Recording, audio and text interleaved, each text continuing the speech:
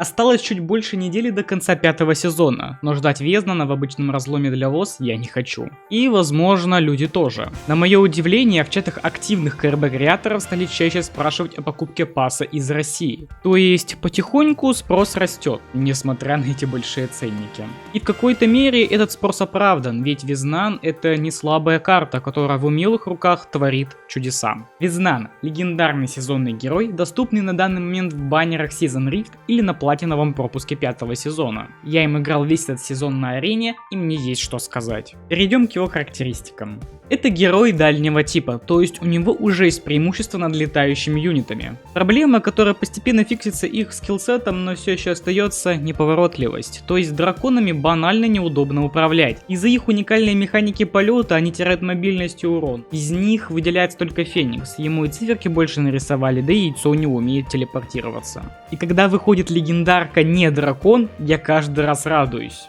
Как по мне, такие персонажи гораздо интереснее и удобнее, как тот же Малик или Везнан. Пассивно стычки Лорд Везнан имеет 30% среза магической защиты. И тут долго могут идти споры насчет того, насколько это слабее по сравнению с отключением Малика. Но справедливости ради, у короля Хаммерхолд это отдельная способность, требующая при этом постоянной поддержки героя. А он, как танк и милишник, не всегда может быть жив. Ну, в случае, если ты играть не умеешь. У Вези же это просто доп-бонус, который хорошо сочетается с некоторыми картами, как Саботаж или Аркан Визард. Нижние пассивки. Гнев маны. Увеличение урона всех заклинаний на 7%. Полезный универсальный перк, так как зачастую в вашей деке присутствует хоть одно дамажное заклинание. Магический импульс уменьшает время перезарядки всех навыков магических башен на 10%. Неплохой баф для того же Аркана. У него дешевые спылы, и уменьшить время перезарядки телепорта или луча смерти на 1-2 секунды не будет лишним. Да и для других магов тоже. Ищешь клан в КРБ? В царстве Вези еще свободно 10 мест.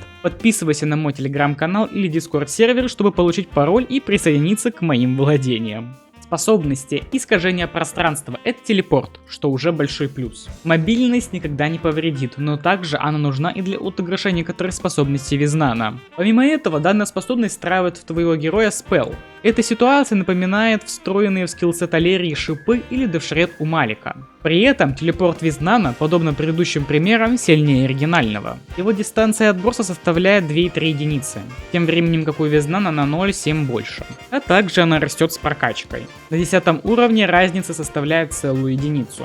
Делается это, естественно, не просто так. Герои специально вымещают из вашей деки старые спылы, дабы вы отдавали предпочтение новым, например, дамажным. Дань преисподней. Саботаж Вези. Короче, помните мету Архимага? Ну так вот, это его способность. Наш темный лорд очерчивает адский круг под ногами своих врагов и призывает до 5 демонов на поле боя твоего соперника. Сами они не слабые, но и прям перебафанными назвать их нельзя. Вот если бы саботаж реально работал как у Архимага, то тут были бы вопросы по балансу. Хотя эта тема все еще позволяет быстро зачищать волны, а также избавляться от жирных врагов. Тот же темный истребитель после адского круга даже меча не оставляет. А вы, наверное, на себе знаете, как он бесит. Когда этому мечу уже хп понизят. Главное, что от вас требуется, это отыгрывать данный ваншот и направлять его против толпы или крупных врагов. Сначала я считал это рандомом, да и постоянно отслеживать его достаточно сложно, но поиграв на весь недельку, я привык к его откатам и стал лучше их чувствовать. Немного математики. У Везнана с начала битвы начинается откат его способностей. Примерно за 30 секунд ты зачищаешь первую волну, заканчивая его ударом душ. О нем поговорим чуть позже. Саботаж откатывается через 8 секунд после применения предыдущей способности. Далее ты телепортом отводишь героя назад, дабы сохранить круг. И уже на начало второй волны у тебя есть ваншот. Объясняя плейстайл предыдущей способности, я упомянул удар душ. И этот удар просто аннигиляция всего живого. На минуточку его урон сравним с ультимейт страйком. Только уже не по одному юниту, а по толпе. Плюс до пульки после его применения на 2000 урона. Пришествие тьмы. Потерпев поражение, Вези призывает на свое место здорового архидемона. На первый взгляд эта способность может показаться бесполезной, ведь ты навряд ли магом полезешь в гущу событий. Лучше пусть стоит подальше и отстреливается. Но у архидемона есть очень важное применение. И именно стагер босса. Каждая атака этого демона оглушает противника в области. Если красиво и в нужное время подставиться под босса, он тупо не сдвинется с места. Эта тактика отлично заходит в босс-киллерные деки.